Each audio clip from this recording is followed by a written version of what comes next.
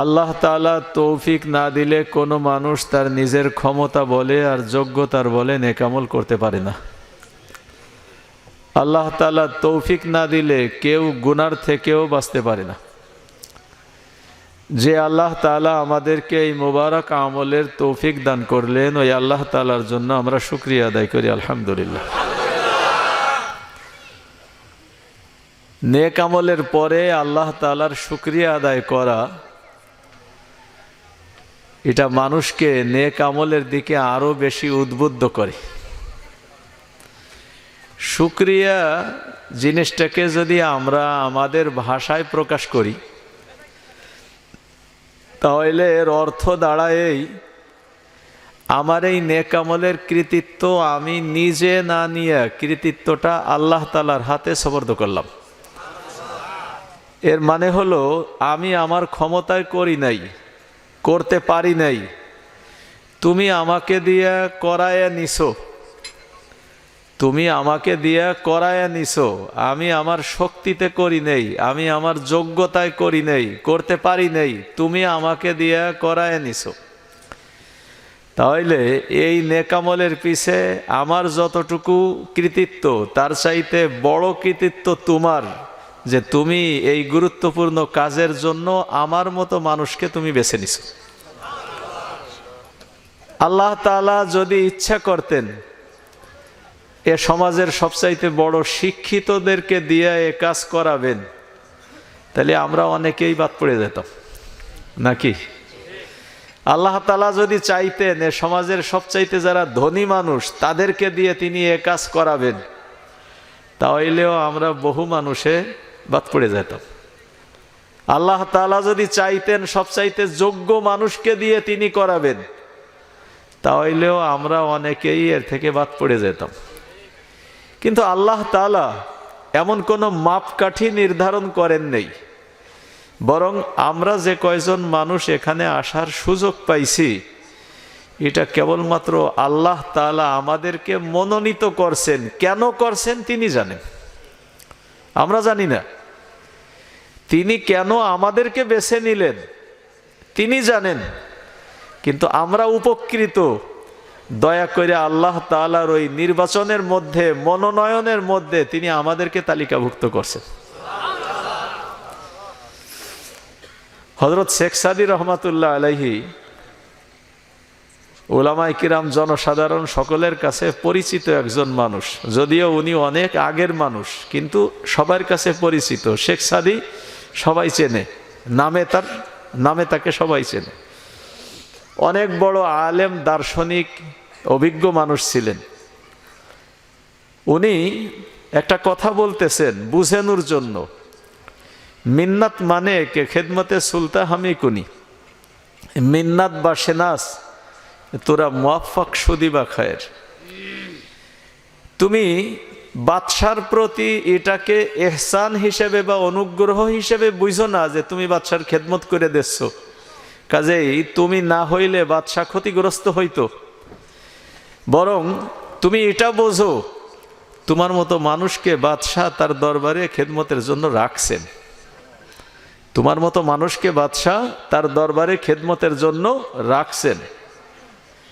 দুনিয়াতে যদি আমরা এ কাজ না করতাম, আল্লাহ তাআলার বড়ত্ব বর্ণনা, আল্লাহ তাআলার গুণকীর্তন করা, আল্লাহ তাআলার প্রশংসা করা, এ কাজগুলি যদি দুনিয়াতে আমরা না করতাম, বিষয় এমন না যে আল্লাহ তাআলা ক্ষতিগ্রস্ত হয়ে যাইতেন, আমাদের এই প্রশংসার উপরে আল্লাহ ঠেকা, তা না। বরং আমার এই জবানকে যে আমি আল্লাহর প্রশংসার কাজে ব্যবহার করতে পারলাম, এই জন্য আল্লাহর শুকরিয়া যে তিনি আমাকে তার গুণ গাওয়ার সুযোগ দিছেন। আমরা একটু লক্ষ্য করি, হযরত ইব্রাহিম আলাইহিস সালাম, মুসলিম জাতির পিতা হযরত ইব্রাহিম আলাইহিস সালাম, আর তারই ছেলে আরেক জবরদস্ত নবী হযরত ইসমাইল আলাইহিস সালাম, এই দুইজনকে দিয়ে আল্লাহ তাআলা দুনিয়াতে অনেক বড় একটা কাজ নিয়েছেন। সে বড় কাজ হলো সারা দুনিয়ার মানুষ যে ঘরের দিকে ফিরে নামাজ পড়ে আর যে ঘরকে কেন্দ্র করে তওয়াফ করে, হজ করে, ওই ঘরের গোড়ার নির্মাতা হলেন হযরত ইব্রাহিম, হযরত ইসমাইল আলাইহিমুসসালাম। দুনিয়াতে ওর চাইতে অনেক ছোট কাজ করেও মোড়ে মোড়ে সাইনবোর্ড আর তোরণ অমক তমক ইত্যাদি আমরা ঝুলেই। উনরা দুইজন আল্লাহর প্রিয় ব্যক্তিত্ব। উনরা কি করছেন? কাবা ঘর যখন নির্মাণ করা হয়েছে, প্রথমে আল্লাহ তাআলার কাছে দোয়া করছেন, রব্বানা তাকাব্বাল মিন্না ইন্নাকা আনতাস সামিউল আলিম। আল্লাহ দয়া করে আমাদের এই খেদমতকে তুমি কবুল করে নাও। দেখেন, আল্লাহ দয়া করে তুমি আমাদের এই খেদমতকে কবুল করে নাও। তার মানে আমি দিনের যত কাজই করি, আল্লাহ তাআলার দরবারে যদি আমার এই কাজ কবুল না হয়, তাহলে এর নাম কোনো ইবাদত না, এটা ব্যর্থ শ্রম। এটা ব্যর্থ শ্রম। আমার এইটাকে ইবাদত তখনই বলা যাবে যদি আল্লাহ তাআলা এটাকে গ্রহণ করে নেন যে হ্যাঁ, এটা আমার জন্য, আমি এটাকে নিয়ে নিলাম। নেক আমল কিন্তু প্রকৃত অর্থে আমাদের তৈরি করা একটা পণ্য, যা বাজারে বেশি খরিদ্দার মাত্র একজন। আমি 2 রাকাত নামাজ পড়ি, নামাজ পড়ে আমি চাই কি? এর বিনিময়ে আমি নেকি চাই, এর বিনিময়ে আমি জান্নাত চাই, এর বিনিময়ে আমি নেকি পাবো আর জান্নাত পাবো। কখন পাবো? যদি আমার এই 2 রাকাত নামাজ যিনি জান্নাতের মালিক তিনি নিয়ে নেন। আমার এই 2 রাকাত নামাজ যিনি সওয়াব নেকি দিয়ার মালিক তিনি যদি নিয়ে নেন, তাহলে আমার 2 রাকাত নামাজ তিনি নেবেন, বিনিময়ে তিনি আমাকে নেকি দেবেন, জান্নাত দেবেন। আমি তৈরি করলাম, আমি বাজারে উঠাইলাম, যে বাজারের খরিদ্দার মাত্র একজন, কোনো কারণে যদি উনি বলে দেন যে তোমার ইয়া আমার কাছে পছন্দনীয় না, আমি নেব না, আমার এই 2 রাকাত নামাজের বিনিময়ে 2টা টাকা দেবে এমন দুনিয়াতে দ্বিতীয় খরিদ্দার আছে? হ্যাঁ, আমার এই 2 রাকাত নামাজের বিনিময়ে 2টা টাকা দেবে এমন খরিদ্দারও দুনিয়াতে নাই। তাহলে আমার এই পণ্য কেনার খরিদ্দার তো একজন। ওই আল্লাহ তাআলা যদি আমার এই 2 রাকাত নামাজ নিয়ে নেন, তাহলে 2 রাকাত নামাজের বিনিময়ে আমি জান্নাত পাইতে পারি। 2 রাকাত নামাজের বিনিময়ে আমি মালিকের সন্তুষ্টি পাইতে পারি। 2 রাকাত নামাজের বিনিময়ে আমি আমার উদ্দেশ্য সফল করে নিতে পারি। কিন্তু যদি ওই মালিক আমার এই 2 রাকাত না নেন, তাই দুনিয়ায় আমার দ্বিতীয় কোনো খরিদ্দার নাই যে 2টা টাকা দিয়েও আমার এই 2 রাকাত নামাজকে কেনে। এজন্য যখন আমার এই পণ্যের খরিদ্দার মাত্র একজন, আমার এই পণ্যকে আমি আমার কায়দায় বানাইলি হবে না। ওই খরিদ্দারের চাহিদা আমার কাছে কি? ওই খরিদ্দার আমার কাছে কেমন নামাজ চান, কেমন পণ্য চান? আমি যতক্ষণ পর্যন্ত তার চাহিদা মাফিক তৈরি করতে না পারতেছি, আর যতক্ষণ পর্যন্ত এটা তার কাছে পছন্দনীয় না হচ্ছে, ততক্ষণ পর্যন্ত আমার এটাকে ইবাদত বলা যায় না। এটা ব্যর্থ শ্রম, যা আমি দুনিয়ায় 2টা টাকা দিয়েও কারো কাছে বেচতে পারি না। আল্লাহু আকবার। আমরা ইবাদত করে আল্লাহর উপকার করি না। আল্লাহ যদি দয়া করে কবুল করে নেন, তা উপকার আমাকে তিনি করেন। আমি আল্লাহর উপকার করি না, আমি দিনের উপকার করি না, বরং আল্লাহ আমার উপকার করেন যদি তুমি আমার এই নামাজটাকে নিয়ে নেন। তো হযরত ইব্রাহিম আলাইহিস সালাম, ইসমাইল আলাইহিস সালাম, উনরা এই কাবা ঘর তৈরি করে আল্লাহ তাআলার কাছে আগে কবুল করানোর চেষ্টা করতেছেন, যাতে এটা নেক আমল হয়। আর যদি কবুলই না হয়, তাহলে এর নাম নেক আমল না, এ শরম ফাও। প্রথমে আল্লাহ তাআলার কাছে দোয়া করতেছেন, রব্বানা তাকাব্বাল মিন্না, আল্লাহ দয়া করে কবুল করে নাও, ইন্নাকা আনতাস সামিউল আলিম, তুমি তো সবকিছু শোনো, সবকিছু জানো, তোমার জন্যই তো বানাইছি, কাজেই তুমি দয়া করে কবুল করে নাও। ও আরিনা মানাসিকানা, আমাদেরকে হজের নিয়ম কানুন শিক্ষা দাও।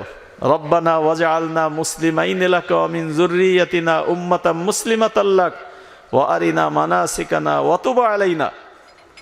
শুরুতে আল্লাহ তাআলার কাছে কবুলিয়তের দোয়া করছেন, শেষে যে করছেন অতুব আলাইনা, আল্লাহ দয়া করে তুমি আমাদের তওবা কবুল করে নাও। একটা বড় বুঝার জিনিস, ওনারা যে কাজ করছেন এটা গুনার কাজ না নেকির কাজ? নেকির কাজ। কিন্তু এর পরে যাইয়া করছে অতুব আলাইনা, আমাদের তওবা কবুল করে নাও। তা নেকির কাজের পরে তওবা করেন কেন? তওবা তো করার কথা হলো গুনার কাজের পরে, নাকি কোন? তওবা তো হওয়ার কথা গুনার কাজের পরে, কিন্তু ওনরা তওবা করতেছেন নেকির কাজ করে, তারপরে তওবা করতেছেন অতুব আলাইনা, দয়া করে আমাদের তওবাকে কবুল করে নাও। এ জায়গায় বুঝার জিনিস, নেক কাজের পরে কেন ওনরা আল্লাহ তাআলার কাছে তওবা করতেছেন। ঠিক অনুরূপভাবে রসুল করিম সাল্লাল্লাহু আলাইহি ওয়াসাল্লামের আমল হাদিসের মধ্যে আসছে, হুজুর আকরাম সাল্লাল্লাহু আলাইহি ওয়াসাল্লাম নামাজ পড়ে যখন সালাম ফিরাইতেন আল্লাহ তাআলার কাছে 3 বার ইস্তেগফার পড়তেন, আস্তাগফিরুল্লাহ আস্তাগফিরুল্লাহ আস্তাগফিরুল্লাহ। আল্লাহ তাআলার কাছে ঈমানের পরে সর্বোত্তম আমল হইল নামাজ, আর নামাজ পড়ে আল্লাহ তাআলার কাছে তওবা করতেছেন, আস্তাগফিরুল্লাহ আস্তাগফিরুল্লাহ আস্তাগফিরুল্লাহ। আল্লাহর কাছে ইস্তেগফার করতেছেন, আল্লাহ দয়া করে মাফ করে দাও, দয়া করে মাফ করে দাও। তার মানে কি নামাজ পড়ে ভুল করে ফেলাইছি, অন্যায় হয়ে গেছে? না না, এই যে হযরত ইব্রাহিম আলাইহিস সালামের ওই আমল, রসুল করিম সাল্লাল্লাহু আলাইহি ওয়াসাল্লামের এই আমল, এটা আমাদেরকে একটা দিক নির্দেশনা দেয়। কি দিক নির্দেশনা দেয়? খুব সূক্ষ্মভাবে বুঝার জিনিস। আল্লাহ তাআলার যে মহান শান, আল্লাহ তাআলার মর্যাদা যত উঁচু যত বড়, ওই আল্লাহ তাআলার দরবারে যদি আমি কিছু পেশ করতে যাই, তাহলে আমি আমার চেষ্টা করব সর্বোত্তম ভালোটা দেওয়ার। তারপরেও আমাকে এটা বুঝতে হবে যে আল্লাহর দরবারের শান অনুযায়ী আমি আসলে কিছু করতে পারিনি। আল্লাহর দরবারের শান অনুযায়ী আমি আসলে কিছু করতে পারি নাই। খুব বড় মেহমান যদি আমাদের বাড়িতে আসে, ধরে নেন কথার কথা, কাবা শরীফের ইমাম বাংলাদেশে আসছে, আর এই চাচুড়ি যুব সংঘের মাহফিলে যদি আমরা আজ তারে পাইতাম, আর কেউ যদি তাকে মেহমানদারি করানোর সুযোগ পাইতো যে উনি বাংলাদেশে আসছেন আর মেহমানদারি আমার বাড়িতে, তাহলে এই মানুষটা যার পর নাই চেষ্টা করত কত ভালো করা যায়। এই সব কিছু করার পরেও বুঝমান মানুষ করে কি, সব কিছু ব্যবস্থা করে কোনো ধরনের ত্রুটি না হয়, এরপরে মাপ চায় ফাও, তাহলে আপনার সম্মান অনুযায়ী, আপনার মর্যাদা অনুযায়ী আমরা ব্যবস্থা করতে পারি নাই, দয়া করে মাফ করে দেবেন। নাকি বুঝমান মানুষ একথা বলে কি না? হ্যাঁ, একথা বলে। কাবা শরীফের ইমামের জন্য এত ব্যবস্থা করে যদি তারপরেও মাফ চাইতে হয়, যে মহান আল্লাহর দরবারে আমি আমার ইবাদতটা পেশ করলাম, আমার ইবাদতটা কত সুন্দর করা দরকার, তারপরেও মাফ চাওয়া দরকার। আমি কি বুঝাইতে পারলাম আপনাদেরকে কথাটা? ওই মহান আল্লাহর দরবার, এরকম কোটি কোটি কাবার ইমামের স্রষ্টা যিনি, তার দরবারে আমি একটা ইবাদত পেশ করব, আমার এই ইবাদতটা কত নিখুঁত হওয়া দরকার, কত সুন্দর হওয়া দরকার। এরপরেও যদি আল্লাহ তাআলা চান আমার এই ইবাদতের ভিতরে ভুল বাইর করতে, যে এই ইবাদতে আমি কত জায়গায় ভুল করছি, আমার 2 রাকাত নামাজ আল্লাহ তাআলা যদি চান এই নামাজের মধ্যে আমি কত জায়গায় ভুল করছি, কতবার আমার মন নামাজ ছেড়ে অন্য জায়গায় খেতে মাঠে গেছে, কত জায়গায় আমার মন বিভিন্ন জায়গায় দৌড়ে বেড়াইছে। এগুলি যদি আল্লাহ তাআলা একটা একটা করে ভুল বাসেন, তাহলে আমার নামাজের অবস্থা হবে কম্বল থেকে পশম বেছে নেওয়ার পরে যেমন কম্বলের অস্তিত্ব থাকে না, আমার নামাজ থেকে যদি আল্লাহ তাআলা ভুল বাঁচতে চান, তা আমার নামাজের অস্তিত্ব থাকবে? অস্তিত্ব থাকবে না। আমি ইস্তেগফার পড়ি হলো এই কারণে যে আল্লাহ তোমার দরবারের শান অনুযায়ী আমি দিতে পারি নাই, আমি যা পারছি তুমি ভুল ত্রুটি দেখার চেষ্টা না কইরা দয়া করে মাফ করে দিয়ে কবুল করে নিলে আমি উপকৃত। মাফ করে দিয়ে কবুল করে নিলে আমি উপকৃত। আমার প্রত্যেকটা আমল যদি আমি আল্লাহ তাআলার দরবারে এইভাবে পেশ করতে পারতাম, আমি সর্বোচ্চ চেষ্টা করব ভালো বানানোর জন্য। এরপরেও আল্লাহ তাআলার দরবারের শান অনুযায়ী হয় নাই, এই কারণে আল্লাহ তাআলার কাছে আমি মাফও চাবো। এই জন্য নেক আমলের পরে ইস্তেগফার, এটা আম্বিয়া আলাইহিমুসসালামের সিফাত। ওনারা নেক আমল করতেন, সাথে সাথে আবার আল্লাহ তাআলার কাছে মাফও চাইতেন যে তোমার দরবারের শান অনুযায়ী আমি আমার ইবাদত পেশ করতে পারি নাই। যখনই মানুষ আল্লাহ তাআলার দরবারে কোনো ইবাদত দিয়া আবার আল্লাহর কাছে মাফ চায় যে তোমার শান অনুযায়ী দিতে পারি নাই, আর এই ইবাদতের কৃতিত্ব আমার না, তুমি দয়া করে আমাকে দিয়ে এই ইবাদতটা করায় নিছো, কৃতিত্ব তোমার, আল্লাহ তাআলা এই বান্দার উপরে খুশি হন। যত বেশি ইবাদত বান্দা আল্লাহ তাআলার কাছে দেয়, আল্লাহ তাআলা নতুনভাবে ওই বান্দাকে আরো ইবাদতের তৌফিক দান করেন। এর বিপরীতে কেউ যদি আল্লাহ তাআলার কাছে ইবাদত পেশ করে নিজে গর্ববোধ করে, নিজে অহংকার বোধ করে, আমি আল্লাহ তাআলার প্রতি ইহসান করছি, এ কাজ আমার দ্বারা হইছে, আমি না হইলে এ কাজ হইতো না, এ কাজ করার মতো আর এ অঞ্চলে দ্বিতীয় ব্যক্তি ছিল না, ভাগ্য ভালো যে সময় মতো আমি উপস্থিত ছিলাম, আমি এই সংগঠনটার হাল ধরছিলাম, তা না হইলে কবে ভেঙে যাইতো। এসব কি বুঝায়?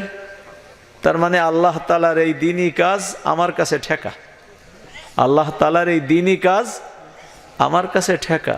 আসলে বিষয় তা না, আমি এই কাজের আমির হইছি, আমি এই কাজের জিম্মাদার হইছি, তাই আমি কাজ করলাম, অন্য কেউ হইলে পারতো না, না না, মোটেই না। বরং আমার চাইতে যোগ্য মানুষ আল্লাহর ভান্ডারে অভাব নাই, আমি সরে যাব, এর চাইতে সুচারুরূপে কাজ করার মতো মানুষ আল্লাহ তাআলা দাঁড় করাই দেবেন। আল্লাহ তাআলার দ্বীনের কাজ কারো উপর কোনো দিন ঠেকে থাকে না, বরং সব সময় আমাকে এটা বুঝতে হবে আল্লাহ তাআলা দয়া করে আমাকে দিয়ে কাজ নিচ্ছেন, আমি লাভবান, আমি উপকৃত, আল্লাহ তাআলা আমার প্রতি ইহসান করছে। কোনো সময় গুণক্ষরেও যেন দিলের মধ্যে এ কথা না আসে আমি করতেছি তাই হইছে, আমি না করলে হইতো না। আল্লাহ তাআলা দুনিয়াতে কিছু নজির স্থাপন করছেন, কিছু উদাহরণ রাখছেন। উদাহরণ কি? ছোট্ট একটা উদাহরণ বোঝেন। কাবা ঘর ভাঙ্গার জন্য হাতি বাহিনী নিয়ে আইছিল, আব্রাহার হাতি বাহিনী। কাবা ঘর ভাঙ্গার জন্য, ইতিহাস আপনাদের কম বেশ জানা আছে। কাবা ঘর ভাঙ্গার জন্য আব্রাহা তার হাতি বাহিনী নিয়ে এসেছিল, কাবা ঘর ভাঙ্গে দেবে। এরও গোড়ায় ছিল ওই ইয়ামানে, তারা দেখছে যে সব মানুষ সারা দুনিয়া থেকে আসে মক্কায় কাবা ঘরে তওয়াফ করার জন্য। তো তার ভিতরে সে একজন বড় বাদশা, তার মধ্যে একটা হিংসা সৃষ্টি হয়েছে, আমার এ জায়গায় ইয়ামানে কেউ আসে না, মানুষজন সব যায় মক্কায়, আমি এমন একটা ব্যবস্থা নেব যাতে মানুষ ইয়ামানে আসে। কেউ তারে বুদ্ধি দেছে যে তাহলে মক্কার মতো ওই রকম একটা ঘর আপনি যদি ইয়ামানে বানাইতে পারেন আর মানুষজনরে দাওয়াত দেন, তাহলে হয়তো মানুষজন আপনার এই কাবার তওয়াফ করবে। ঠিকই তাই বানাইছে। তা বানানোর পরে ও যতই দাওয়াত দেখ, যে ঘরের স্থাপনকারী খোদ আল্লাহ তাআলা, ওর মোকাবেলা মানুষ কোনোদিন করতে পারে? কোনোদিন করতে পারে না। কাজে ঘর বানাইছে, কিন্তু ঘরে কেউ বাইরের মানুষ আসে না, সেই মক্কাই আছে, ওরে কাবায় কেউ আসে না। কে যেন একজন দুষ্ট মানুষ আবার ওর ভিতরে যাইয়া রাতের আন্ধারে পায়খানা করে থুইয়াছে। এতে সে খুব খেপছে যে আমার এটাকে অপমান করা হইলো, ঠিক আছে আমি মক্কার ওই ঘরকে দেখে ছাড়বো। এই হলো ওর হিংসার গুড়া, মক্কার ঘরকে আমি দেখে ছাড়বো। ওই দেখে ছাড়ার জন্য হাতি বাহিনী নিয়ে গেছিল মক্কার ঘর ধ্বংস করতে। তো মক্কার ঘর যখন ধ্বংস করতে গেছে তার হাতি বাহিনী নিয়ে, রাষ্ট্রীয় ক্ষমতা নিয়ে, তো মক্কার মানুষজনের এদের মোকাবেলা করার মতো শক্তি ছিল না। রাসূল করিম সাল্লাল্লাহু আলাইহি ওয়াসাল্লামের জন্মের আগের ঘটনা, তার দাদা আবু তালেব, দাদা আব্দুল মুত্তালিব, এই আব্দুল মুত্তালিবের কিছু উটও তারা ধরে নিয়ে গেছিল। তা আব্দুল মুত্তালিব যাইয়া তাদের সঙ্গে কথা বলছে যে আপনার বাহিনী আমার উটগুলি ধরে নিয়ে আইছে, আমার উটগুলি ছেড়ে দেন।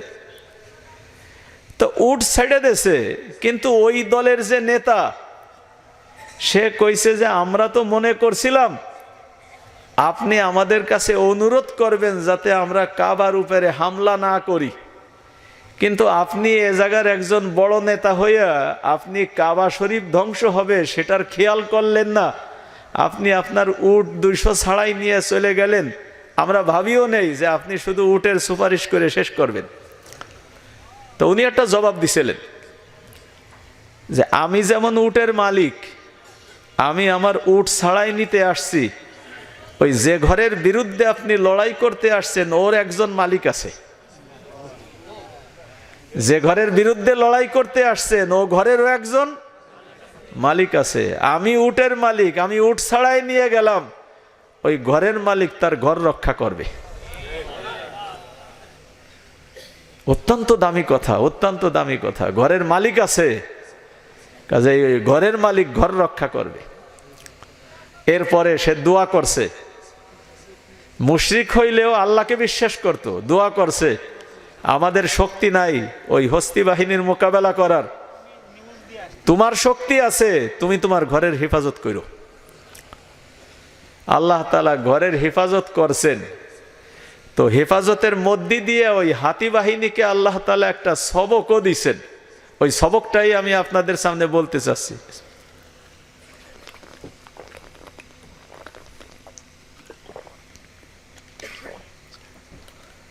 আল্লাহ তাআলা কি সবক দিছেন? এই হাতি বাহিনীর মোকাবেলায় আল্লাহ তাআলা আর একটা হাতি বাহিনী সৃষ্টি করতে পারতেন, বা তার চাইতে বড় কোনো শক্তি দিয়ে মোকাবেলা করতে পারতেন। তা না কইরা চড়ুই পাখি সাদৃশ্য ছোট্ট ছোট্ট পাখি, আমরা যেটারে আবাবিল পাখি কই, আসলে মূলত আবাবিল পাখির নাম না, আবাবিলের অর্থ হলো ঝাঁকে ঝাঁকে। ও আরসালা আলাইহিম তয়রান আবাবিল, আল্লাহ তাআলা ঝাঁকে ঝাঁকে পাখি পাঠাইছিলেন। পাখির নাম কোরআনের মধ্যে আসে নেই। আর এই আবাবিল পাখির নাম না, আবাবিল মানে কি? ঝাঁকে ঝাঁকে। আমরা ওইটারে বানাই নিছি হলো আবাবিল পাখি, কিন্তু মূলে হলো আবাবিলের অর্থ ঝাঁকে ঝাঁকে। পাখি পাঠাইছিলেন যে পাখি, তাফসিরের বর্ণনার মধ্যে তা আসছে চড়ুই পাখির মতো ছোট্ট এক পদের পাখি। ওই পাখি, প্রত্যেকটা পাখি 3টা করে প্রস্তর খণ্ড, ছোট্ট ছোট্ট পাথর কুচি, 2টা 2 পায়ে আর একটা ঠোঁটে। এই প্রস্তর খণ্ড ছোট্ট ছোট্ট পাথর কুচি একটা পাখি 3টা নিয়ে উড়ে আইছে। আর উড়ে আইসে ওই হাতির উপরে ওইয়ে ফেলাইছে। তো ওই ছোট্ট ছোট্ট পাথর খণ্ড আর ফেলছে চড়ুই পাখির মতো ছোট্ট পাখি। এতেই হাতি বাহিনীর অস্তিত্ব নিঃশেষ হয়ে গেছে। হাতি বাহিনীর অস্তিত্ব নিঃশেষ হয়ে গেছে। আল্লাহ তাআলা দুনিয়ার এই সমস্ত দাম্ভিক মানুষের সামনে এই একটা সবক দিছেন যে দুনিয়ায় কাজ করার জন্য যোগ্য হইতে হয়, বড় হইতে হয়, এটা কোনো শর্ত না। বরং দুনিয়াতে কাজ করার জন্য বড় জিনিস যেটা, সেটা হলো আল্লাহ তাকে দিয়ে কাজ নিবেন কি না, সে আল্লাহর চয়নের আওতায় আসলো কি না, মূল বিষয় হলো তাই। আল্লাহ তাআলা যদি কাউকে দিয়ে কাজ নিতে চান, তা হাতির মোকাবেলায় চড়ুই পাখি দিয়েও আল্লাহ তাআলা করাইয়া তা জিতেই নিতে পারেন। হ্যাঁ, চড়ুই পাখি দিয়েও আল্লাহ তাআলা জিতেই নিতে পারেন, এটা আল্লাহ তাআলা দেখাই দিয়েছেন। এই মৌলানা নিয়ে যান, চড়ুই পাখি দিয়ে আল্লাহ তাআলা মোকাবেলা করায় দেখাই দিয়েছেন। কাজেই দুনিয়াতে কাজ কইরে আমরা যদি কোনো সময় দিনই কাজ কইরে এটা মনে করি আমি করছি, আমার দ্বারা হইছে, আমি না করলে হইতো না, দুনিয়া ভইরা কাজ আমি পরিচালনা করতেছি, আমার মতো মানুষের দ্বারা সম্ভব, তোমরা কে কি করতেছো, এর সব কথাগুলি হলো নিজের দাম্ভিকতা, আল্লাহ তাআলার কৃতিত্বকে অস্বীকার করা।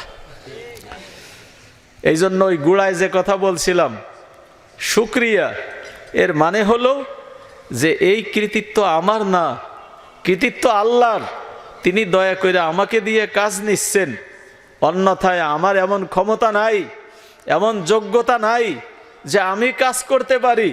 আল্লাহ তাআলা যদি কাজ নিতে চান তা ক্ষুদ্র মানুষের দ্বারা, ক্ষুদ্র প্রাণীর দ্বারা অনেক বড় কাজ তিনি নিতে পারেন। কাজেই দুনিয়ার এই হায়াত আমাদের জন্য খুব সামান্য হায়াত, স্থায়ী না। দুনিয়াতে আমরা চিরদিন থাকার জন্য আসি নেই, আল্লাহ তাআলা ক্ষণিকের জন্য আমাদেরকে এখানে পাঠাইছে, ক্ষণিকের জন্য পাঠাইছে। আজ যে বাড়িতে বসে আমি পরিচয় দেই এটা আমার বাড়ি, এক সময় আমার দাদা পরিচয় দিতেন এটা আমার বাড়ি, এরপরে এক সময় আমার আব্বা পরিচয় দিতেন এটা আমার বাড়ি, এরপরে আমি পরিচয় দিচ্ছি আমার বাড়ি, কয়দিন পরে আমার ছেলে হয়তো পরিচয় দেবে এটা আমার বাড়ি। বাড়ি বাড়ির জায়গায় আছে, বাড়ির মালিকরা একে একে দুনিয়া ছেড়ে চলে যাচ্ছে। এই জন্য আমরা অনেক সময় বলি আমি বাড়ি পরিবর্তন করছি, কিন্তু সূক্ষ্মভাবে দেখতে গেলি বাড়িতে মালিক পাল্টাইছে নাকি? সূক্ষ্মভাবে যদি দেখি তাই বাড়িতে মালিক পাল্টাইছে।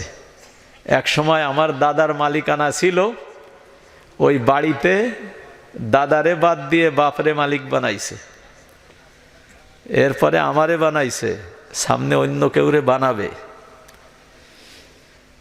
তো দুনিয়ায় আমরা কেউ স্থায়ী না, সামান্য হায়াত দিয়ে আল্লাহ তাআলা দুনিয়াতে পাঠাইছেন, এ জায়গায় আমরা বেকার না, অনার্থক অহেতুক না, গুরুত্বপূর্ণ কাজ দিয়ে আল্লাহ তাআলা আমাদেরকে পাঠাইছেন। দুনিয়ায় আমরা কেউ নিজের ক্ষমতায় আসি নেই, আল্লাহ তাআলা তার ক্ষমতায় আমাদেরকে পাঠাইছেন। আমরা আবেদন করি নেই, তিনি স্বেচ্ছায় পাঠাইছেন, নিজের ইচ্ছায় পাঠাইছেন। যে আল্লাহ তাআলা আমাদেরকে সৃষ্টি করলেন, আমাদেরকে দুনিয়াতে পাঠাইলেন, আমার হায়াত দান করলেন, বেঁচে থাকার জন্য উপকরণ দিলেন, যে আল্লাহ তাআলা আমার সুস্থতা দিলেন, দুনিয়াতে আইসা আমি কাজ আমার করব না যে মালিক আমাকে তার পরিকল্পনার অধীনে দুনিয়াতে পাঠাইছেন কাজ তার করব। আজ আমি অল্প কিছু বেতন দিয়ে একজন কর্মচারী রাখি, মিল কলকারখানার মালিকরা শ্রমিক কর্মচারী কর্মকর্তা লালন পালন করে, বেতন দেয়, মাসিক বেতন দেয়, বোনাস দেয়, সব ব্যবস্থা করে, এসব কিছু করে তার কাজের জন্য। ওই শ্রমিক যদি মালিকের কাজ না কইরা, তার পরিকল্পনা অনু কাজ না কইরা, মালিকের পরিকল্পনার বিপরীতে সে যদি তার নিজের কাজ করে, নিজের ইচ্ছা মতো করে, এই মালিক তাকে বেতন দেবে? মালিক তাকে রাখবে? দুনিয়াতে আমরা কিন্তু আমাদের না, দুনিয়াতে আমরা মালিকের। আমরা আমাদের ক্ষমতায় আসি নেই, দুনিয়ার যা কিছু ভোগ করতেছি এর কোনোটাই আমাদের তৈরি করা না, বরং আল্লাহ তাআলার তৈরি করা জিনিস তিনি আমাদেরকে দান করছেন। এই সব কিছু আল্লাহ তাআলা আমাদেরকে দেন একটা কারণে দেন, তা হলো দুনিয়াতে আমরা যে কয়দিন থাকি ওই কয়দিন যাতে আল্লাহ তাআলার হুকুম মোতাবেক আমরা দুনিয়াতে চলি, সেই কারণে আল্লাহ তাআলা সব ব্যবস্থা আমাদের জন্য করেন। সাথে সাথে দুনিয়ায় যদি কর্মীকে দিয়ে কর্ম ঠিক মতো পাইতে হয়, তাহলে ওই কর্মীকে বাঁচায় রাখা, সুস্থ রাখা, তার প্রয়োজনীয় ব্যবস্থা করা, এটা যেমন মালিক করে তার নিজের স্বার্থে, কাজের স্বার্থে, আল্লাহ তাআলা দুনিয়াতে আমাদেরকে দিয়ে তার ইবাদত করাবেন, তার কাজ করাবেন। এই জন্য দুনিয়াতে খাবারের ব্যবস্থাও করছেন, আরামায়েশের ব্যবস্থাও করছেন, বেঁচে থাকার ব্যবস্থাও করছেন। আল্লাহ তাআলার চাহিদা এটা না যে আমরা দুনিয়াতে আল্লাহর ইবাদতে পড়ে থাকি, মসজিদে সারাদিন নামাজ পড়তে থাকি আর তাসবিহ নিয়ে পড়ে থাকি, তা না। বরং আমরা দুনিয়াতে আমাদের কাজ করি, উদ্দেশ্য হলো যেন আল্লাহ তাআলার যে পক্ষ থেকে আমাকে যে দায়িত্ব দেওয়া হয়েছে, ওই দায়িত্বটা যাতে আমি সুচারুরূপে আদায় করতে পারি। এই দায়িত্ব সুচারুরূপে আদায় করার জন্য দুনিয়াতে আমাদের কাজ করতে হয়, খাবার গুছাইতে হয়, বাড়িঘর বানাইতে হয়, সে জায়গায় আমার থাকতে হয়। এই সব কিছুর পরে অবশেষে যদি এই হয় যে আমি সব ভোগ করে কাজ করি মালিকের, তাহলে আল্লাহ তাআলা দুনিয়াতে আমাকে যা দিছেন এটা তো দিছেনই, ঘোষণা দিছেন ওয়ালাদাইনা মাজিদ, আমার কাছে আছে আরো বেশি। তোমরা দুনিয়াতে যা পাচ্ছ এটা পাচ্ছ, আমার কাছে আরো বেশি আছে। তোমাদের জন্য সব ব্যবস্থা আমি রাখছি, জান্নাতে আমি সব ব্যবস্থা করে রাখছি। দুনিয়াতে যে কয়দিন থাকো এই কয়দিন আমার দিয়া নেয়ামত ভোগ করো, কিন্তু কাজটা আমার করো। তাহলে মৃত্যুর পরে আর এক জিন্দেগি আসতেছে, যে জিন্দেগিতে তোমার সব চাহিদা আমি পূরণ করব, সব ব্যবস্থা আমি তোমার জন্য প্রস্তুত করে রাখছি। বুখারী শরীফে একটা হাদিস আসছে, হযরত আবু মুসা আশআরী এবং মুআজ ইবনে জাবাল রাদিয়াল্লাহু তাআলা আনহুমাকে রাসূল করিম সাল্লাল্লাহু আলাইহি ওয়াসাল্লাম ইয়ামানে পাঠাইছিলেন। ইয়ামানের দুইটা প্রদেশ, এই দুই প্রদেশের গভর্নর বানাইয়া হুজুর দুইজনকে পাঠাইছিলেন। পাঠাইয়া বলে দিলেন যে দুইজন পরস্পরের মধ্যে সহযোগিতার সাথে তোমরা কাজ করো। তো হযরত আবু মুসা আশআরী এবং মুআজ ইবনে জাবাল দুইজনের প্রদেশ যেহেতু দায়িত্বের জায়গা পাশাপাশি, সীমানা এক, এই জন্য মাঝে মধ্যে যার যার সীমানায় আসতেন এবং একজনের সঙ্গে আর একজনের দেখা হইতো। দেখা হইলে একটু বসতেন, কিছু আলাপ আলোচনা করতেন আর নিজেদের ঈমান তাজা করতেন। দুনিয়ার আলোচনা না, আখিরাতের আলোচনা। এবং সাহাবায়ে কিরামের সাক্ষাতে, পরস্পর সাক্ষাতে এমনই হইতো, নাজলিস নাতাহাদ্দাস নাজদাদু বিহিল ঈমান, বসো আমরা একটু কথা বলি, ঈমান বৃদ্ধি করি। আমাদের জন্য একটা বড় আদর্শ, শিক্ষণীয় জিনিস। আমরা দুইজন পাশাপাশি বসলে কি করি? কার ব্যবসা কেমন চলতেছে, কার গাড়িটা কেমন চলতেছে, কার বাড়িটা কয়তলা বানানো হয়েছে, টাইলস করা শেষ হয়েছে কিনা। হ্যাঁ, একসাথে যদি কতক্ষণ বসি, তাহলে যে মানুষটা বাড়ি বানাইয়া গাড়ি কিনাইয়া আগাইয়া আছে, ওই মানুষের কারগুজারি শুইনা যে মানুষটা পিছে আছে সে একটা প্রতিজ্ঞা নিয়ে আসে, তাহলে আমারও বাড়িটা আর একটু উঁচু করা দরকার, আমারও গাড়িটা একটু আপডেট মডেলের হওয়া দরকার। তার মানে আলোচনা যা মনের মধ্যে সেইটাকেই লালন করে। সাহাবায়ে কিরাম যখন একজন আর একজনের সঙ্গে আলোচনা করতেন, আলোচনা করার পরে ওনাদের মধ্যে দিলের যে জজবা আসতো, আমি তো আমলের দিক থেকে পিছিয়ে আছি, উনি তো আমার চাইতে আগানো, কাজে আমার ইবাদত আরো বাড়ানোর দরকার, আল্লাহর উপর তাওয়াক্কুল আরো বাড়ানোর দরকার, আখিরাতমুখী আরো বেশি হওয়া দরকার। এটা ওনারা নিয়ে আসতেন। ঠিক এইরকম ভাবে সাহাবায়ে কিরামের পরস্পর আলোচনা, ওনারা দুইজন একসাথে বইছেন, আলোচনা করতেছেন। হযরত মুআজ ইবনে জাবাল রাদিয়াল্লাহু তাআলা আনহু আবু মুসা আশআরীকে জিজ্ঞেস করছেন, কাইফা তাকরাউল কুরআন, তাহাজ্জুদ নামাজে কোরআনে কারীম কিভাবে তিলাওয়াত করেন? হযরত মুআজ ইবনে জাবাল রাদিয়াল্লাহু তাআলা আনহুর এই জিজ্ঞাসায় আবু মুসা আশআরী জবাব দিচ্ছেন, আতাফাওয়াকুহু তাফাওয়ুকান, কোরআনে কারীম তাহাজ্জুদে পড়ি বিরতি দিয়ে দিয়া, তার মানে রাত্রে ঈশান নামাজ পড়ে ঘুমাই, হয়তো কিছু সময় 2-3 ঘন্টা 4 ঘন্টা ঘুমাইয়া আবার উঠি, ওইটা ওযু কালাম কইরা 2-4 রাকাত নামাজ পড়ি, নামাজে তেলাওয়াত করি, আবার ঘুমাই, আবার ঘুমাইয়া ফিরে কতক্ষণ ঘুমাইয়া আবার উঠি, আবার উঠাইয়া আবার ওযু কইরা আবার 2-4 রাকাত নামাজ পড়ি, নামাজে তিলাওয়াত করি, আবার একটু ঘুমাই, ফিরে আবার উঠি, আবার একটু নামাজ পড়ি, নামাজে তিলাওয়াত করি। উনি এইভাবে বললেন, না তাফাওয়াকুহু তাফাওয়ুকান, আমি বিরতি দিয়ে দিয়ে রাত্রে কয়েকবার উঠি আর কয়েকবারই ওযু করে নামাজ পড়ি, নামাজে তিলাওয়াত করি। হযরত আবু মুসা আশআরী এইবার জিজ্ঞাসা করলেন মুআয ইবনে জাবাল রাদিয়াল্লাহু তাআলা আনহুকে, আপনি কিভাবে তিলাওয়াত করেন? গুরুত্বপূর্ণ কথা, আপনি কিভাবে তিলাওয়াত করেন? তা উনি বলতেছেন, আনামু আউওয়ালাল লাইল ওয়া আকুমু আখিরাহু ওয়া আহতাসিবু নাওমাতি কামা আহতাসিবু কওমাতি। আমি রাতের শুরু অংশ টানা ঘুমাই, একেবারে ঘুম পুরাইয়া তারপরে উঠি, এরপর থেকে ফজর পর্যন্ত টানা ইবাদত করি। তাহলে ঈশান নামাজ পড়লেই ওনারা খাওয়া দাওয়া করতেন সাধারণত, যদি রোজা থাকতেন তাতে মাগরিবের আগেই, মানে সময় হওয়ার সাথে সাথেই ইফতার করতেন, নামাজ পড়লেই খানা খাইয়ে নিতেন, অথবা নামাজের আগেই খানা খাইয়ে নিয়ে তারপরে নামাজ পড়তেন। আর যদি রোজা নাও থাকতেন তাহলে খাওয়া ছিল মাগরিব আর ঈশার মাঝে। ঈশার নামাজ পড়ার পরে ঘুমাই যাওয়া ওনাদের ছিল এটা অভ্যাস, ঈশান নামাজ পড়ে ঘুমাই পড়তেন। ঈশান নামাজের পরে জায়গা থাকা হয়েছে আমাকে অভ্যাস, রাত্রে 1টা, 1:30, 2টা, 3টা, যে কারণে ফজরের নামাজে মুসল্লি পাওয়া যায় না। জুমার সময় মসজিদ ভর্তি মুসল্লি, ফজরে এই মানুষগুলি কি অন্য এলাকায় চলে যায়? না, এলাকায় থাকে কিন্তু মসজিদে পাওয়া যায় না। হ্যাঁ, এর একটা মহা সমস্যা হলো দেরি করে ঘুমানো। এই দেরি করে ঘুমানো একটা কারণ। সাহাবায়ে কিরাম দেরি করে ঘুমাইতেন না, বরং হাদিসের মধ্যে এটা স্পষ্ট আসছে, নাহা রাসূলুল্লাহ সাল্লাল্লাহু আলাইহি ওয়াসাল্লাম আনিন নাওম ক্বাবলাল ইশা ওয়াস সামার বাদাহা। রাসূল করিম সাল্লাল্লাহু আলাইহি ওয়াসাল্লাম ঈশার আগে ঘুমাইতে নিষেধ করছেন আর ঈশার পরে গল্প করতে মানা করছেন।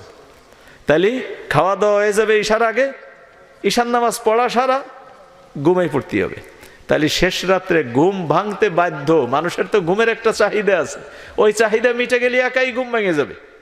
তো আমরা সেই ঘুমটা ঘুমাই না, না ঘুমাইয়া আমরা যত দেরি করে ঘুমাই, আর ঘুমের ওই চাহিদা পূরণ হইতে যত সময় লাগে তত সময় ঘুম থাকে। ওর ফাঁক দিয়ে ফজরের নামাজের আজানও হয়ে যায়, নামাজও হয়ে যায়, সূর্য উঠে যায়, এরপরে যাই আমরা উঠি।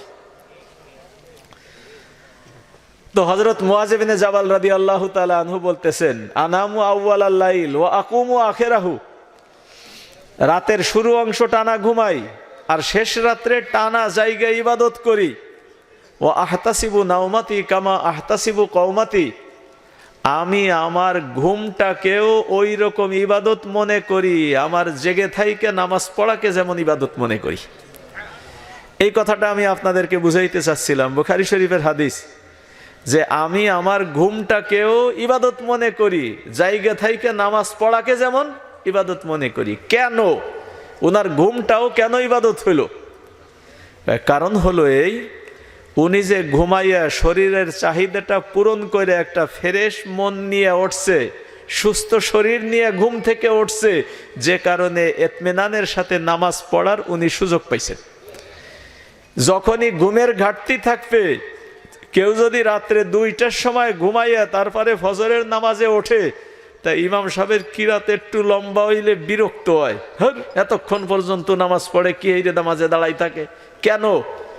তা শরীরের মধ্যে ইতমিনান নাই, ঘুমের চাহিদা এখনো রয়েছে, চোখ ভরা ঘুম, তাই নিয়ে এসে নামাজে দাঁড়াইছে, যে কারণে তার নামাজে মন বসাইতে পারে নাই। যদি ঘুমটা ঠিকমতো সময়ে ঘুমাইতো আর পূর্ণ চাহিদাটা পূরণ করে তারপরে আসতো, তাইলে ইমাম সাহেবের কিরাতটা শুনতে তার কাছে মজা লাগতো। তাইলে আমার ঘুম আমার ইবাদতের মধ্যে যখন স্বস্তির কারণ হয়েছে, তখন ঘুমটাও আমার ইবাদতের সহায়ক। একজন মানুষ না খাইয়া আছে, এই ব্যক্তিকে রাসূল সাল্লাল্লাহু আলাইহি ওয়াসাল্লাম কইছে, খানা সামনে আসলি আগে খাইয়া নাও, তারপরে নামাজ পড়ো। তাহলে এই অবস্থায় যদি তুমি নামাজে দাঁড়াই যাও, তা ঠিক ওই একই ঘটনা ঘটবে। ইমাম সাহেব কিরাত লম্বা দল্লি খ্যাপ্পা ধর, খানা পেটে খিদা লাগছে, এতক্ষণ নামাজে দাঁড়ান যায় নাকি? তার মানে হলো তোমার নামাজে ইতমিনান থাকবে না। তাহলে তুমি খাইয়া নিলে তোমার নামাজে ইতমিনান আসে, তোমার খাওয়াটাও ইবাদতের সহায়ক। তুমি ঘুমাই নিলে তোমার নামাজে ইতমিনান আসে, তোমার ঘুমানোটাও ইবাদতের সহায়ক।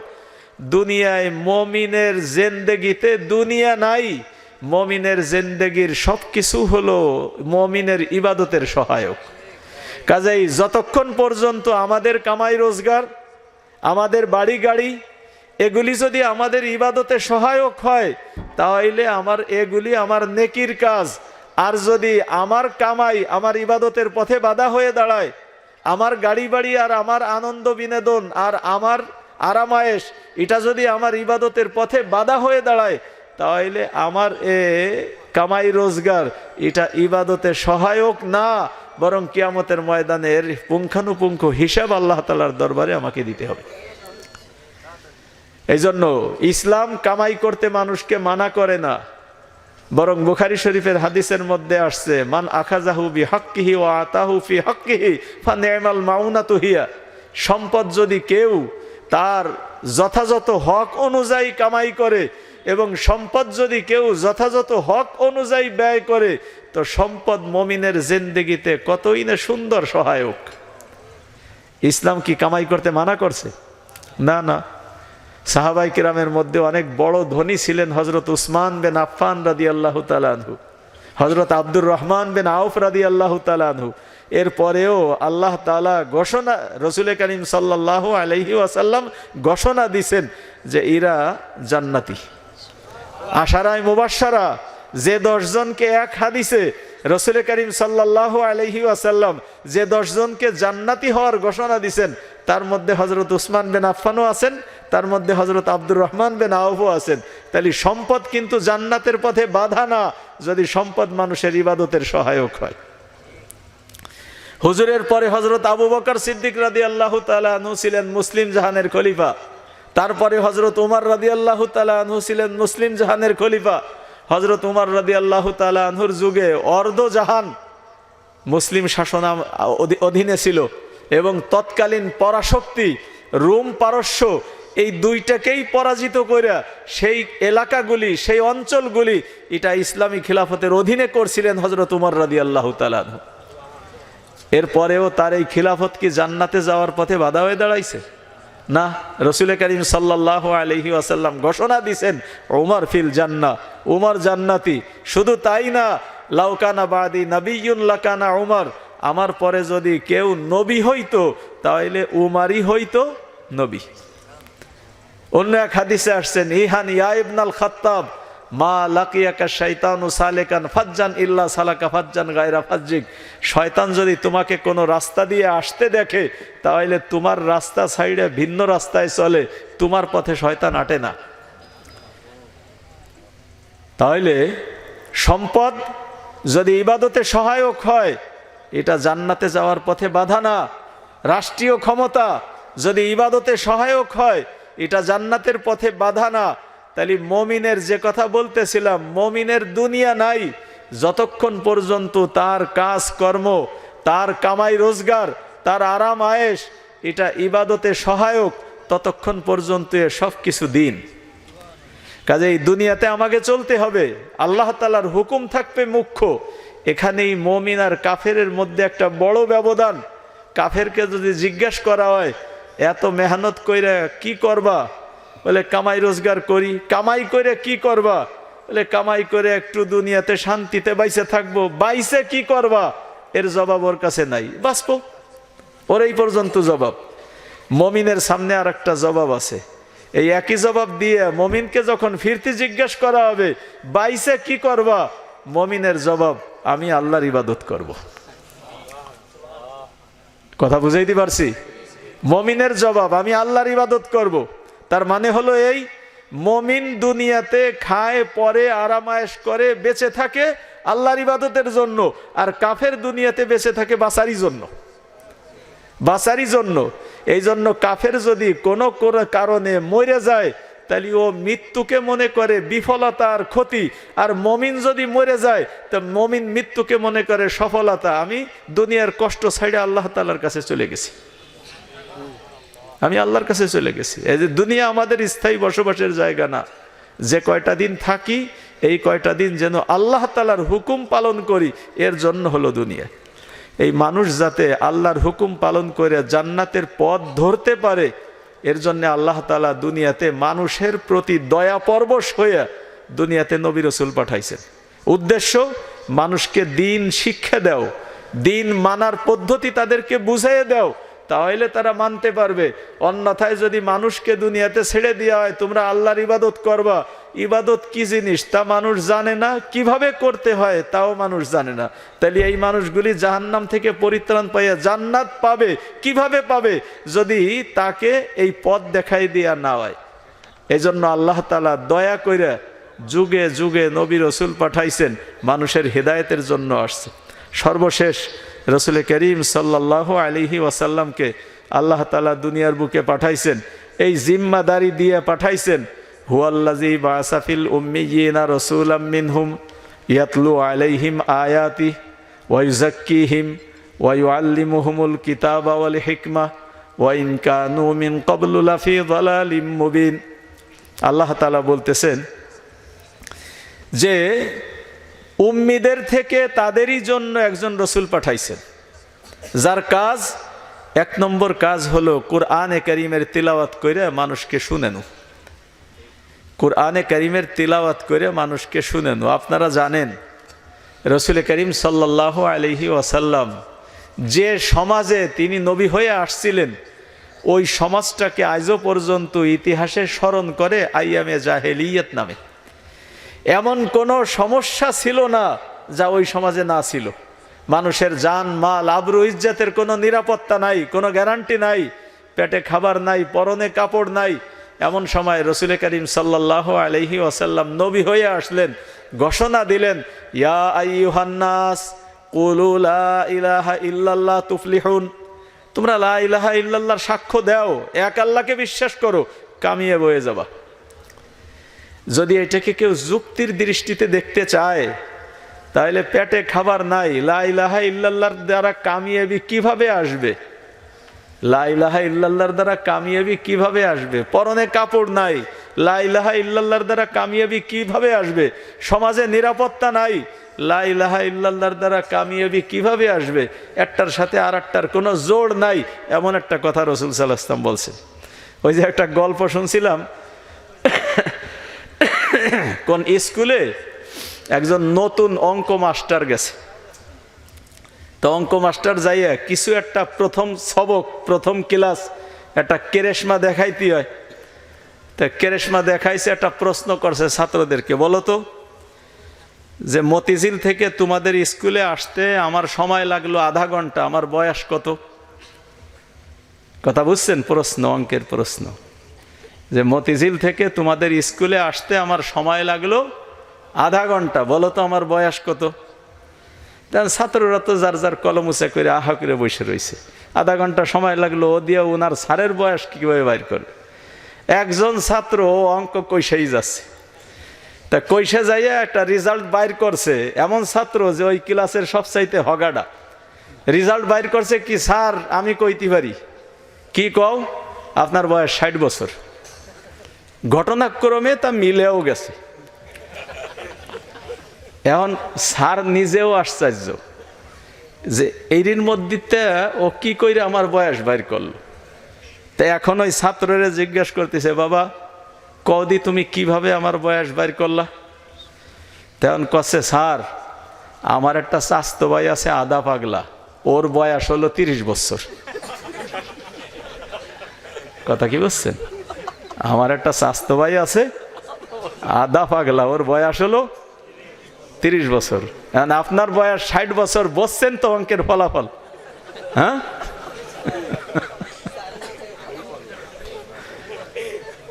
তো যুক্তির দৃষ্টিতে যদি কেউ দেখতে যায় তখন যে সমাজের এই পরিস্থিতি, মানুষের পেটে খাবার নাই, পরনে কাপড় নাই, আর ওই সময় রাসূল করিম সাল্লাল্লাহু আলাইহি ওয়াসাল্লাম ঘোষণা দিচ্ছেন, লা ইলাহা ইল্লাল্লাহর সাক্ষ্য দাও, কামিয়ে বয়ে যাবা। আবু জাহেল, আবু লাহাবরা চেষ্টা করছিল যুক্তির দৃষ্টিতে কথা বুঝতে, কিন্তু এটা তারা তাদের যুক্তি দিয়ে বুঝতে সক্ষম হয় নাই। হযরত আবু বকর, উমর, উসমান উনরা দেখছিলেন আর এক লাইন, যে মানুষটা জীবনে কোনোদিন মিথ্যে কথা বলে নাই, যে মানুষটা কোনোদিন মানুষের সাথে ধোঁকাবাজি করে নেই, ওই মানুষটা আল্লাহকে নিয়ে কোনো একটা ধোঁকাবাজি করবে, এটা হতেই পারে না। ওই জন্য তারা এটা বিশ্বাস করে নিয়েছিলেন যে লা ইলাহা ইল্লাল্লাহর সাক্ষী দিলি কামিয়াবি আসবে। হুজুর আকরাম সাল্লাল্লাহু আলাইহি ওয়াসাল্লামের কথায় তারা সাক্ষ্য দিছে, আর আল্লাহ তাআলা এই কামিয়াবিও তাদেরকে দান করছেন, এই কামিয়াবিও দান করছেন। সমাজে নিরাপত্তা আসছে। ইয়ামানের রাজধানী সানা থেকে হাজারামাউত পর্যন্ত হুজুর আকরাম সাল্লাল্লাহু আলাইহি ওয়াসাল্লাম অগ্রিম ঘোষণা দিছিলেন, আল্লাহ লা ইয়াতিমান্নাল্লাহু হাযাল আমর হাত্তা ইয়াসিরার রাকিবু মিন সানা ইলা হাজারামাউত লা ইয়াখাফু ইল্লা যিবা আলা গানামি, যে আল্লাহ তাআলা ইসলামকে পূর্ণতা দান করবেন, যে ইয়ামানের রাজধানী সানা থেকে নিয়ে হাজারামাউত পর্যন্ত 1 মাসের পথ একজন মুসাফির চলবে, ছাগলের উপরে বাঘের ভয় ছাড়া কোনো মানুষ মানুষের ভয় করবে এমনটা থাকবে না, এর পরিবেশ আল্লাহ তাআলা কায়েম করে দিবেন। তো ঠিকই আল্লাহ তাআলা সে পরিবেশ কায়েম করে দিছেন।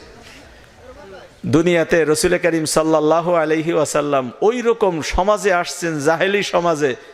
আর হুজুর আকরাম সাল্লাল্লাহু আলাইহি ওয়াসাল্লাম মাত্র 23 বছর মেহনত করে দুনিয়ার থেকে যখন বিদায় নিছেন, তখন যে সমাজ তিনি দুনিয়াকে উপহার দিয়ে গেছেন, এমন সমাজ না দুনিয়া আগে কোনোদিন দেখছে, না কিয়ামত পর্যন্ত ওই রকম সুন্দর সমাজ দুনিয়াতে দ্বিতীয়বার কোনোদিন আসবে।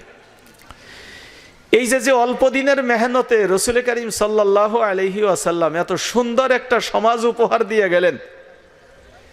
দুনিয়ার সমাজ হুজুর আকরাম সাল্লাল্লাহু আলাইহি ওয়াসাল্লামের বিদায়ের পর থেকে যত আমাদের জামানার দূরত্ব বাড়তেছে, সমাজ তত বেশি অধঃপতনে যাচ্ছে, তত বেশি অধঃপতনে যাচ্ছে। এই সমাজকে, বিগড়ানো সমাজকে কিয়ামত পর্যন্ত টিকায় রাখার জন্য আল্লাহ তাআলা নবী তো উঠেই নিয়ে গেলেন, আমাদের জন্য কি ব্যবস্থা তিনি দুনিয়াতে রাখলেন, যে নবীর অবর্তমানে এ সাধারণ মানুষকে হেদায়েতের পথ কে দেখাবে, আল্লাহ তাআলা এক ব্যবস্থা গ্রহণ করছেন।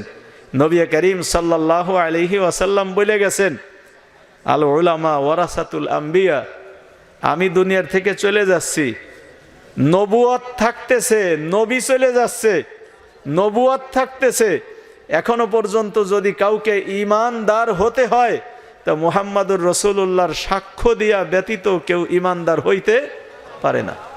কাজেই আমার অবর্তমানে এই নবুয়তির মিশন পরিচালনার জন্য আমি ব্যবস্থা রেখে গেলাম, উলামায়ে কিরাম হলেন আমার ওয়ারিস, আমি দুনিয়াতে থাকব না, কিন্তু উলামায়ে কিরাম তোমাদেরকে এই নবুয়তির জিম্মাদারি পালন করে তারা তোমাদেরকে জান্নাতের পথ দেখাবে। কাজেই নবীর অবর্তমানে নবীর ওয়ারিসদেরকে অনুকরণ করে যদি আমরা চলতে পারি, তো যে সফলতা হযরত আবু বকর, উমর, উসমান রাসূল সাল্লাল্লাহু আলাইহি ওয়াসাল্লামকে অনুকরণ করে দুনিয়াতে পাইছিলেন, ও সফলতার পথ আল্লাহ তাআলা বন্ধ করেন নাই, ও সফলতা আল্লাহ তাআলা বন্ধ করেন নাই। ওই সফলতা আল্লাহ তাআলা দুনিয়াতে এখনো রাখছেন, নবীর ইত্তেবার মধ্যে রাখছেন। কাজেই নবীর অবর্তমানে নবীর রেখে যাওয়া ওয়ারিসদের ইত্তেবা যদি দুনিয়াতে মানুষ করতে থাকে, তাহলে জাহান্নাম থেকে মুক্তি পাওয়ার জন্য এই পথ আল্লাহ তাআলা দুনিয়াতে রাখছেন। আমি আর অল্প সময়ের মধ্যে কথা শেষ করতেছি। আল্লাহ তাআলা উলামায়ে কিরামকে এক শ্রেণীর জিম্মাদারি দিছেন, জনসাধারণকে এক পদের জিম্মাদারি দিছেন। উলামায়ে কিরামের জিম্মাদারি সম্পর্কে সূরা তওবার মধ্যে আল্লাহ তাআলা উল্লেখ করছেন, ওমা কানাল মুমিনুন লিয়ানফিরু কাফা ফালাউলা নাফারা মিন কুল্লি ফিরকাতিন মিনহুম তাইফাতুল লিয়াতাফাক্কাহু ফিদ্দিন ওয়া লিয়ুনজিরু কওমাহুম ইযা রাজাউ ইলাইহিম লাআল্লাহুম ইয়াহজারুন, যে মুমিনরা সবাই যেন জিহাদে বাইরেই না যায়, বরং তাদের মধ্যে কেন একটা ছোট দল হইলেও, কেন একটা ছোট দল তারা দ্বীনের গভীর জ্ঞান শিক্ষার জন্য বেরোয়া যায় না। এই দ্বীনের গভীর জ্ঞান শিক্ষা করে যারা ফারেগ হয়, এরাই হলেন উলামায়ে কিরাম। কাজ কি? আল্লাহ তাআলা আয়াতের সামনের অংশে কইছে, ওয়ালিয়ুনজিরু কওমাহুম ইযা রাজাউ ইলাইহিম, যখন তারা শিক্ষা সমাপন করে, শিক্ষা শেষ করে আলেম হইয়া নিজ কওমে ফিরে যাবে, তখন তাদের জিম্মাদারি হলো ওয়ালিয়ুনজিরু কওমাহুম ইযা রাজাউ ইলাইহিম, তার কওমের মানুষকে সতর্ক করবে যেন তারা জাহান্নাম থেকে রক্ষা পায়, বেঁচে যায়। তাহলে উলামায়ে কিরামকে আল্লাহ তাআলা জিম্মাদারি দিছেন, এটা কিন্তু নবীর জিম্মাদারি না। আল্লাহ তাআলা বলে দিচ্ছেন ওমা কানাল মুমিনুন লিয়ানফিরু কাফা, মুমিনরা যেন সব জিহাদে চলে না যায়, তাদের মধ্যে থেকে একটা ছোট দল যেন দ্বীনের গভীর জ্ঞান শিক্ষা করার জন্য যায়। আর যখন দ্বীনের গভীর জ্ঞান শিক্ষা শেষ করে তখন তাদের কাজ হলো কওমকে সতর্ক করা যাতে তারা জাহান্নাম থেকে বেঁচে যায়। তাহলে জাহান্নাম থেকে সাধারণ মানুষকে বাঁচানো, এই পথ প্রদর্শনের জিম্মাদারি আল্লাহ তাআলা কিয়ামত পর্যন্ত কাদের উপর দিছেন? উলামায়ে কিরামের উপরে দিছেন। এটা আয়াতের স্পষ্ট ঘোষণা, এটা উলামায়ে কিরামের উপরে দিছেন। ওয়ালিয়ুনজিরু কওমাহুম ইযা রাজাউ ইলাইহিম লাআল্লাহুম ইয়াহজারুন, যাতে জনসাধারণ তারা জাহান্নাম থেকে পরিত্রাণ পাইয়া যায়। এবার জনসাধারণের জাহান্নাম থেকে পরিত্রাণ পাইয়া জান্নাত পাওয়া, এর মাধ্যম কি? মাধ্যম হলো উলামায়ে কিরাম তাদেরকে যে পথ দেখাবেন। সম্মিলিত উলামায়ে কিরাম, সম্মিলিত উলামায়ে কিরাম, খেয়াল রাখতে হবে আলেমদের মধ্যে কোনো এক ব্যক্তির ভিন্ন মতাদর্শ থাকতে পারে, কিন্তু আল্লাহ তাআলা যে জিম্মাদারি দিছেন এটা কিন্তু সম্মিলিত উলামায়ে কিরামের জিম্মাদারি, এবং সম্মিলিত উলামায়ে কিরাম কোনোদিন গুমরাহির পথে ছুটতে পারে না। এই জন্য জনসাধারণকে যদি জান্নাতের পথ ধরতে হয় তাহলে তাদের মূল দায়িত্ব উলামায়ে কিরাম তাদেরকে যে বিষয় সম্পর্কে সতর্ক করেন সেই বিষয়ে তারা দিক নির্দেশনা হিসেবে মেনে নিয়ে ওটাকে গ্রহণ করা, তাহলেই জাহান্নাম থেকে মুক্তি পেয়ে জান্নাতের পথ ধরতে পারবে। আর যদি উলামায়ে কিরামের বিপরীতে অবস্থান গ্রহণ করে তাহলে আল্লাহ তাআলা তো উলামায়ে কিরামের উপর জিম্মাদারি দিছেন মানুষকে জাহান্নাম থেকে তরাইয়া জান্নাতে নেয়ার। যদি কেউ এর বিরোধিতা করে ভিন্ন পথ অবলম্বন করে তাহলে জান্নাতের পথ থেকে সরে সে জাহান্নামের পথ ধরবে। এজন্য আমাদের এটা স্মরণ রাখতে হবে, রাসূল করিম সাল্লাল্লাহু আলাইহি ওয়াসাল্লাম বেঁচে থাকতে যেমন মুক্তির পথ ছিল তারই ইত্তেবা, হুজুর আকরাম সাল্লাল্লাহু আলাইহি ওয়াসাল্লাম যাদেরকে ওয়ারিস বানায় রেখে গেছেন কিয়ামত পর্যন্ত আনেওয়ালা উলামায়ে কিরামের ইত্তেবা হলো জনসাধারণের মুক্তির পথ। আল্লাহ তাআলা আমাদের তৌফিক দান করেন যাতে উলামায়ে কিরাম তাদের জিম্মাদারি যথাযথভাবে পালন করতে পারে এবং জনসাধারণ তাদের জিম্মাদারি অর্থাৎ উলামায়ে কিরামের ইত্তেবা এটা যথাযথভাবে পালন করতে পারে। আল্লাহ তাআলা আমাদের সেই তৌফিক দান করেন। আমিন ওয়া আখিরু দাওয়ানা আলহামদুলিল্লাহি রাব্বিল আলামিন। আসসালামু আলাইকুম ওয়া রাহমাতুল্লাহি ওয়া বারাকাতুহু।